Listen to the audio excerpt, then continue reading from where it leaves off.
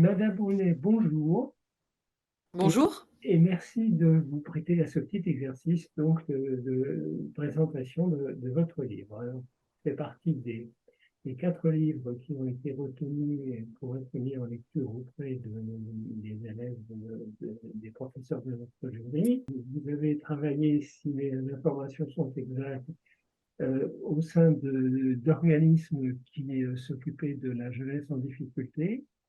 Et vous avez commencé à écrire. Alors là, j'ai pris des notes, hein, en 2013, avec un premier roman qui a eu beaucoup de succès et qui s'appelle Frangine, qui était un roman destiné aux adolescents. Vous avez ensuite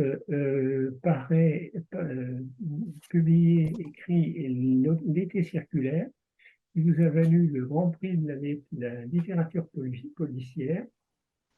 Et puis, d'autres romans que j'ai personnellement appréciés, Plein gris ou Dans le désordre. Alors, là, nous allons parler effectivement d'un prix qui vous a valu, je ne sais plus comment ça s'appelle, la marque d'or La pépite d'or du Salon de Montreuil. la pépite d'or du Salon de Montreuil. Il s'appelle Sans foi ni loi. Et Il est donc, là, le voilà, effectivement, il effectivement. brille. Voilà, je ne veux pas vous prendre plus de temps et je vous laisse la parole à vous. À vous. Alors, bonjour à tous, d'abord, et à vous en premier. Alors, comment est-ce que je pourrais parler de Sans foi ni loi? Sans foi ni loi, il est sorti en 2019 et il est sorti l'année dernière en livre de poche. Les choses qui m'intéressaient quand j'ai écrit ce roman, ça a d'abord été d'explorer l'univers du western, mais avec des personnages féminins, puisque moi, quand j'étais enfant, j'adorais regarder des westerns avec mon père, sauf qu'à un moment donné, je me suis rendu compte que j'avais quand même assez peu de, on va dire, de modèles ou d'alter ego féminins dans les westerns.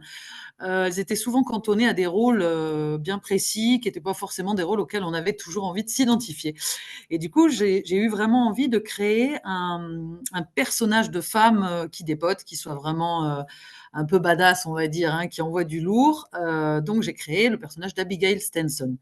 Et autour de ce personnage et de ce contexte de western est venu se greffer, plus que se greffer, en fait, au centre de tout ça, il y a la question de la liberté, puisque Abigail Stenson est un personnage qui, pour moi, incarne absolument la liberté, avec tout ce qui pose problème aussi dans la question de la liberté, à savoir une dose d'égoïsme, parce que si on est totalement libre à un moment donné, ben forcément on ne peut pas, on n'est pas soumis à certaines règles de l'échange social, de tout son rapport à sa fille, par exemple, qui est quand même très particulier. Je veux pas trop spoiler parce que ce serait dommage pour ceux qui n'ont pas lu le livre.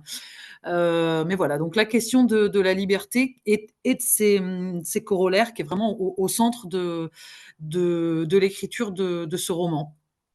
Euh, qu'est-ce que je peux vous dire d'autre autour de ce livre? Je pense que c'est un de ceux qui m'a le plus, qui me marque encore aujourd'hui. C'est-à-dire que parfois, quand on relit ou qu'on rejette un œil sur les livres qu'on a écrits, bon, on les aime bien, mais voilà, ça réveille pas tant d'émotions. Sans foi ni loi, ça reste un roman qui réveille en moi beaucoup d'émotions, sans doute à cause de ce personnage et de la relation que Abigail Stenson entretient avec Garrett, le jeune adolescent qu'elle va enlever au début du roman et qui va, alors qu'au début il est sous la contrainte, il va se rendre compte que cette contrainte et cette femme qui va l'enlever va lui offrir les portes d'une vie meilleure et d'un espace de vie libre auquel il n'avait pas pensé avant. Voilà.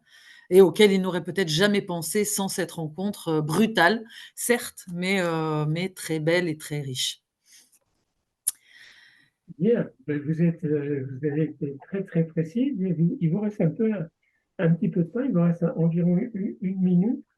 Moi, je voulais vous poser une question. Est-ce que Dans la note que j'ai rédigée à l'attention des membres du jury, j'ai parlé du syndrome de Stockholm. Est-ce que vous êtes d'accord avec cette analyse?